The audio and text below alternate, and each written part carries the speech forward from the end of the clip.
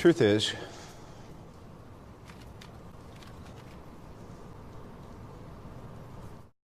privatización. Privatización. La privatización es un proceso jurídico económico mediante las cuales actividades empresariales son transferidas del sector público al sector privado, es decir, traspasadas o tomadas ya sea de un estado o la comunidad hacia agentes económicos privados. Con frecuencia, la privatización de monopolios estatales ha sido una medida típicamente adoptada por gobiernos de la derecha con el objetivo de favorecer la competencia. El discurso oficialista mexicano equipara los conceptos de una apertura de una inversión privada y modernización.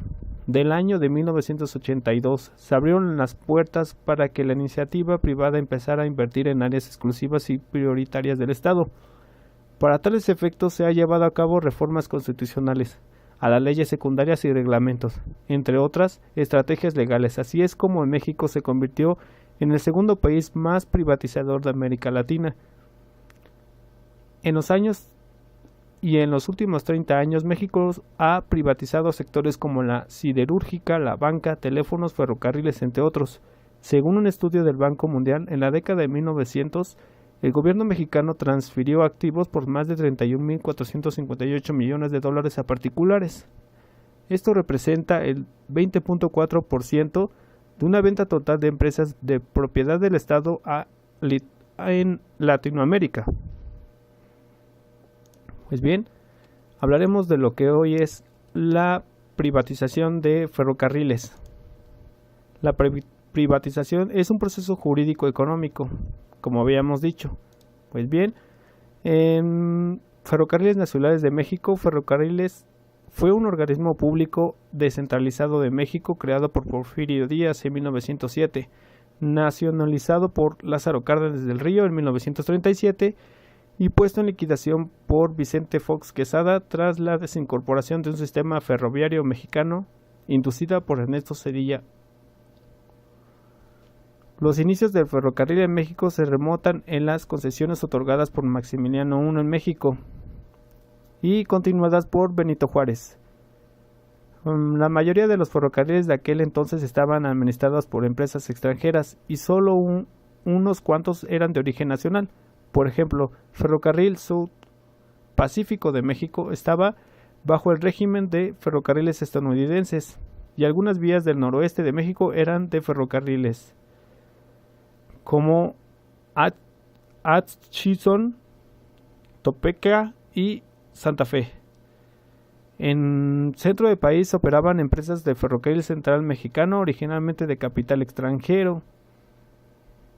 El 29 de febrero de 1908 se firmó un convenio entre el gobierno federal y varias empresas fusionadas para crear la Compañía de Ferrocarriles Nacionales de México, y es donde el Estado mexicano tenía la participación aproximada de 58% de la red ferroviaria. Ferrocarriles Nacionales de México fue creada para administrar las concesiones de todos los ferrocarriles del país. Posteriormente surgieron también empresas hermanas, de las cuales fueron Ferrocarril del Pacífico, Ferrocarril de Chihuahua al Pacífico, Ferrocarril Sonora Baja California, Ferrocarril Coahuila Zacatecas, Ferrocarril Interoceánico de México y Ferrocarriles Unidos de Yucatán. Cabe declarar que aunque las empresas ferroviarias del país han sido nacionalizadas por parte de extranjeros, posteriormente el general Lázaro Cárdenas del Río los expropió y los puso bajo las manos mexicanas completamente y definitivamente para 1937.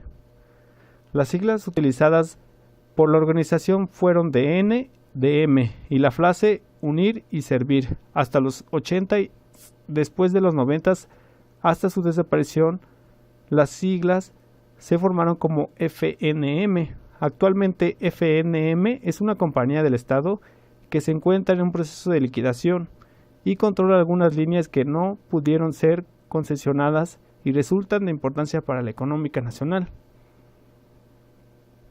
Aunque los trabajadores directos da como contratos a compañías privadas, la compañía dejó de ser administrada de la mayoría de las rutas del ferrocarril, ya que éstas pasaron a manos privadas como concesión, quedando su control bajo la Subsecretaría y dividido en 4 ferrocarriles principales de operación que han supuesto que el gobierno mexicano ha ingresado algunos millones.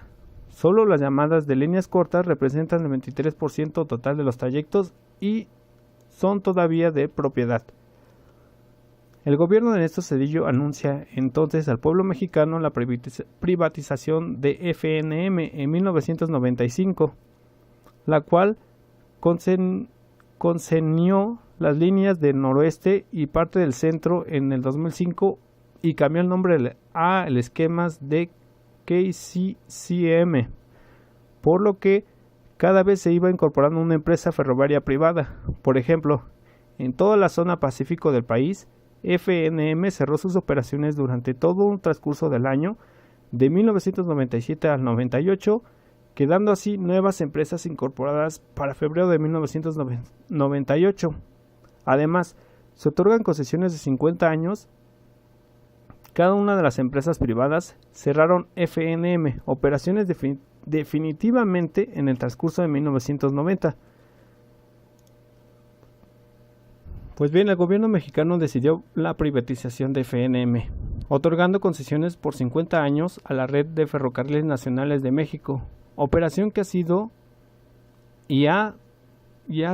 ingresos por 2.300 millones de dólares. Y surgieron 4 compañías siguientes: TFM, ahora Kansas City, Ferrocarril Mexicano o Ferromex, Ferrocarril Suroeste o Ferrosur y Terminal Ferroviaria del Valle de México, ahora conocido como también Terminal del Valle de México. Como parte de su reestructuración, la privatización, FNM suspendió el servicio ferroviario de pasajeros de 1997 y la compañía se encuentra actualmente en proceso de liquidación. Sin embargo, contra algunas líneas que no pusieron ser concesionadas y que resultan de importancia para la económica nacional, como el Transístmico, que va de Salinas del Cruz de Oaxaca a Coatzacoalcos de Veracruz, la mayoría de las llamadas líneas cortas y regionales, que representan el 23% total de origen FNM, todavía son parte de la propiedad. Pues bien, junto con la minería, la industria textil y los ferrocarriles fueron la base de desarrollo de México, en tanto que sus innovaciones tecnológicas fueron a la par con los cambios sociales.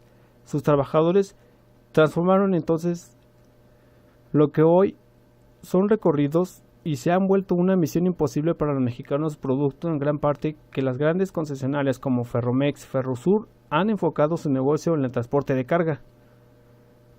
Aunque la mayoría de los mexicanos ya no existen los trenes que transportan, a cerca de la quinta parte de la carga total del país, las locomotoras han pasado de 3.000 a 4.000 caballos de potencia y han duplicado su capacidad de carga.